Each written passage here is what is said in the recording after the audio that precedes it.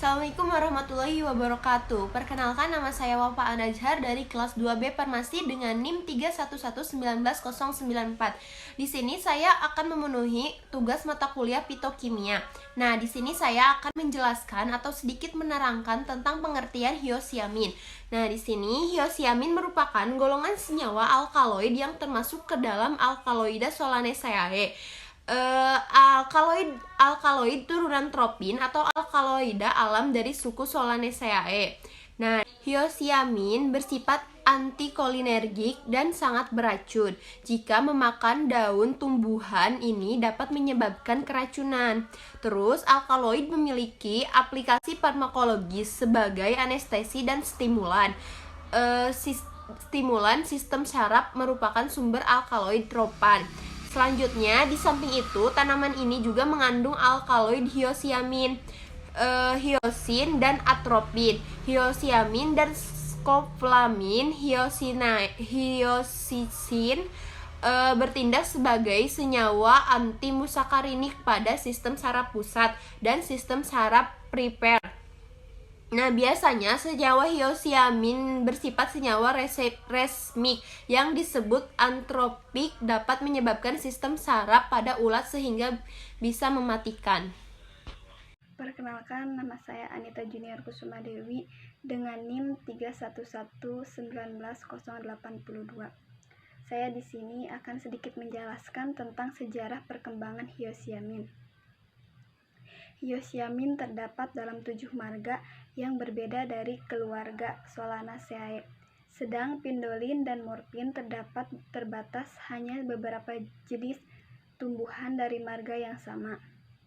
Pada tanaman Solanaceae mengandung alkaloida yang terkenal dengan nama atropin, hiosyamin, dan skopolamin. Karena sifat racun keras dari alkaloid, maka pada umumnya terbatas pada pemakaian luar saja. Di samping itu juga terdapat hiosin. Tanaman Solanaceae merupakan suku terung-terungan yang tersebar di daerah beriklim subtropis dan tropis.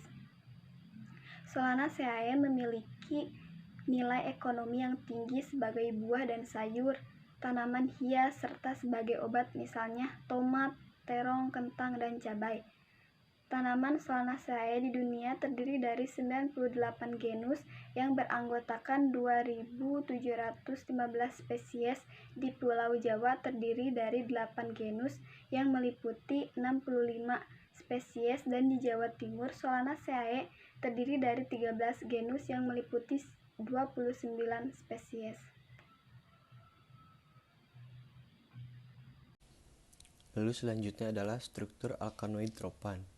Hiosyamin termasuk pada alkaloid tropan yang mengandung satu atom nitrogen dengan gugus metilnya NCH3.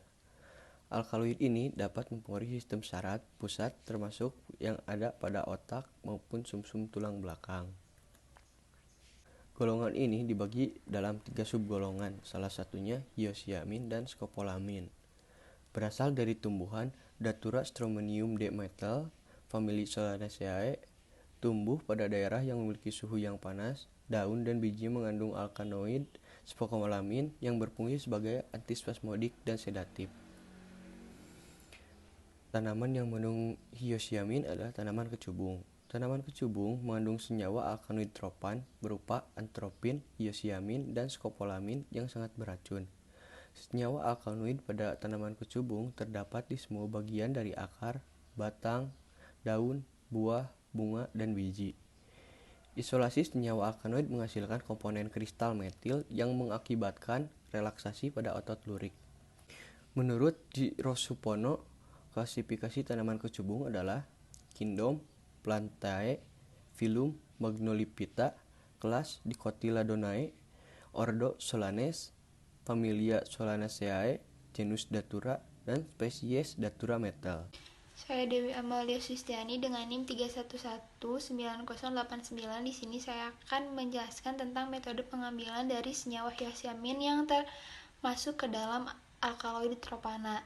Nah, dari jurnal penelitian yang telah kita resume, di situ dijelaskan bahwa menggunakan metode meserasi. Nah, kan metode dasar ekstraksi itu ada dua, ada meserasi dan ada perlokasi. Nah, biasanya ekstraksi dipilih didasarkan beberapa faktor seperti sifat dari bahan, mentah, obat, dan daya penyesuaian dengan tiap macam metode ekstraksi serta kepentingan mendapatkan ekstra yang sempurna. Nah, dalam jurnal penelitian tersebut menggunakan metode meserasi. Nah, metode ekstraksi itu dasarnya ada dua, ada meserasi dan ada perlokasi.